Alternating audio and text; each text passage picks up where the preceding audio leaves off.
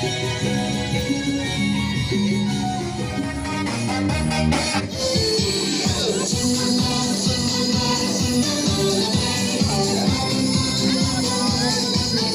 Friends, मेरा नाम है प्रदीप सरन और आप लोग देख रहे हैं प्रदीप सरन। पूरा ये ग्लोरीजन मॉडर्न स्कूल है।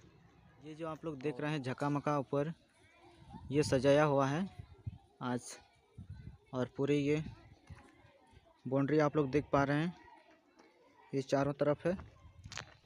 तो दोस्तों, ये जो आप लोग देख पा रहे हैं ये क्लास के पीछे साइड है, क्लास वो साइड में है जहाँ झकामका सजाया हुआ है।